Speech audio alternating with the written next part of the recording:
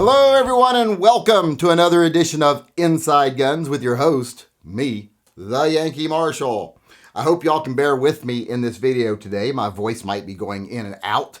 I have not been feeling well, and I might lose my voice completely here soon, but it's sticking with me right now. I know a lot of you are probably like, come on, voice, go out. So he doesn't do any videos. But, I think I'd find a way to be annoying even if I lost my voice. But, so like I said, bear with me here. But I want to take some time today to address a video that I made in the past that pissed some people off.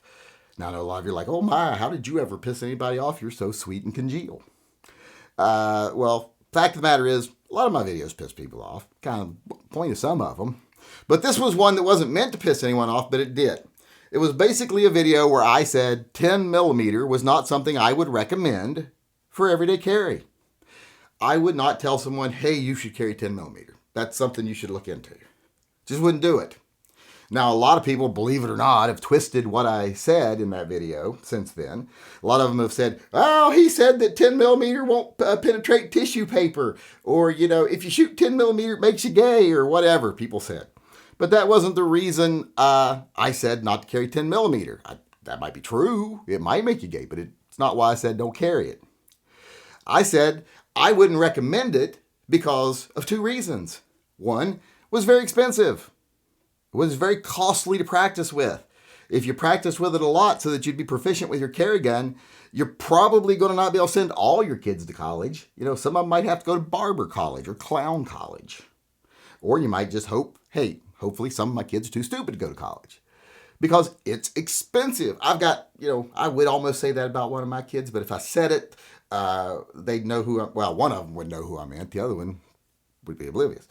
But moving on here, like I said, it's very expensive. But the main reason I said not to carry it, that I wouldn't recommend it, is because there just wasn't a lot of guns available.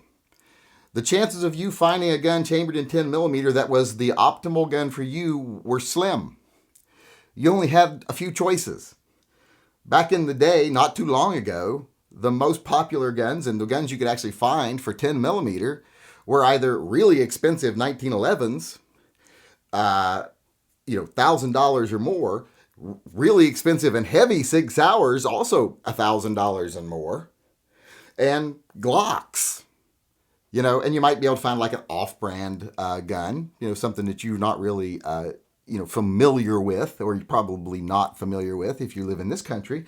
But otherwise, not a lot of options. That was the case. And that's why I said, I had to clear my throat there, like I said, might lose my voice. Usually I would edit that out, but I'm tired, I don't want to. Because of that, you really weren't going to find a gun that was perfect for you. It just wasn't going to be likely, unless, you love Glocks or you love 1911s. Otherwise, not a lot of variety.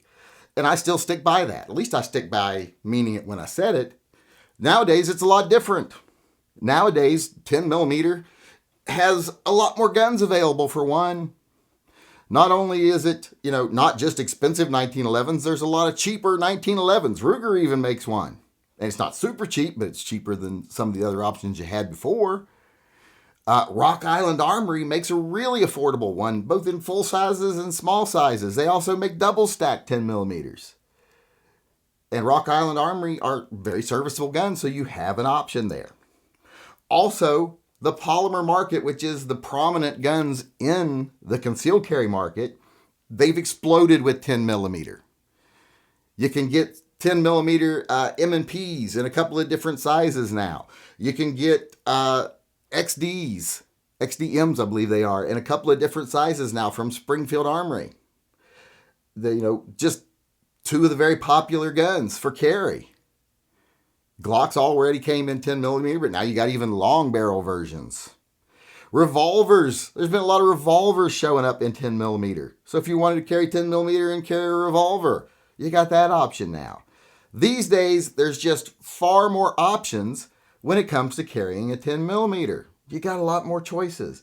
And the cost is not as big a factor anymore either. I wish I could say it was because 10 millimeter prices came down. It's just because the price of everything else went up so high. And now you're going to go bankrupt no matter what you shoot, so might as well be 10 millimeter.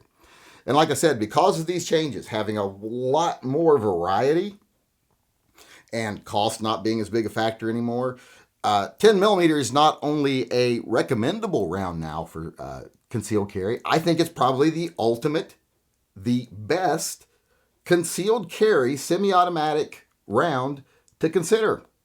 I think it's the optimal, polymer gun carry round. I don't know how other to put that. So my opinion has changed 100% since that first video. That doesn't mean I think I was wrong in that other video, as Fonzie did. I was just dealing with what was available at the time, and it was my opinion. And now my opinion is there's so many more guns now available in 10 millimeter. It's popular again. It came around and then it kind of fell out of popularity and the 40 kind of took over. Now the 40s kind of fell out of popularity and the 10 is back. People are making guns for it. You can find ammo easier for it. It's not as expensive compared to other rounds now as it used to be. So now, like I said, it's gone from being ammo I wouldn't recommend to what I think is probably the best ammo you can carry for concealed carry, for self-defense. Unless, of course, you're carrying that revolver. If you're going to get a 10 millimeter, don't get a 10 millimeter revolver. Get 357 Magnum. Because as long as 357 Magnum revolvers are an option, 10 millimeter in whatever gun you choose it in is still going to be a Johnny-come-lately lower achiever. But if you're going to carry, like I said, a polymer gun, I would say now 10 millimeter is where it's at. Hey, I want to take a second here now before I go to answer a question.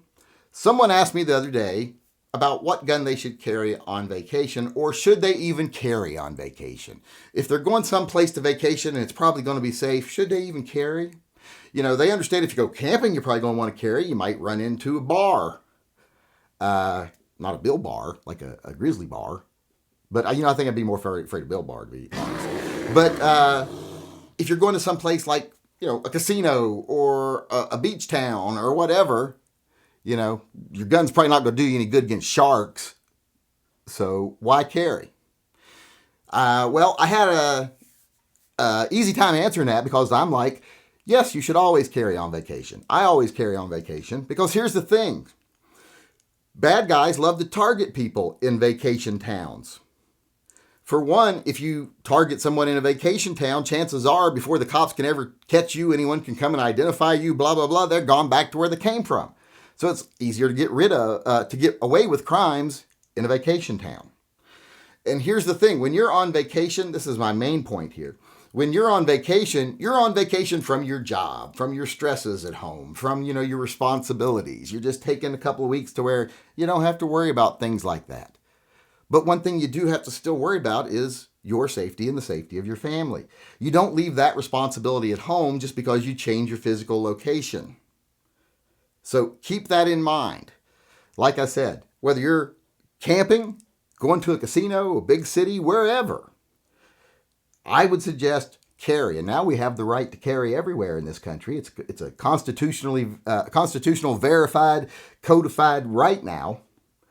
So always carry, even on vacation, because like I said, you can take vacation away from things like your job, chores around the house, stresses in your neighborhood, but you don't take a vacation from being responsible for your own safety and the safety of your family, because a tragedy is still a tragedy, even if it occurs on vacation.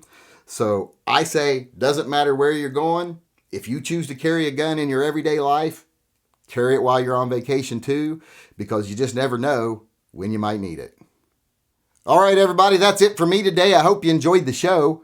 I do appreciate you coming, and I hope you come back again tomorrow where hopefully I'll still have my voice. It won't sound like I'm going through puberty, although I do think I might be going through puberty because my breasts are coming in, and they're a little tender. But like I said, I appreciate you coming. I hope you come back again tomorrow. Until then, I just want to remind everyone to always carry, no matter where you're at, even if you're on vacation, because you're supposed to keep yourself and your family safe at all times. And stay safe until I see you again.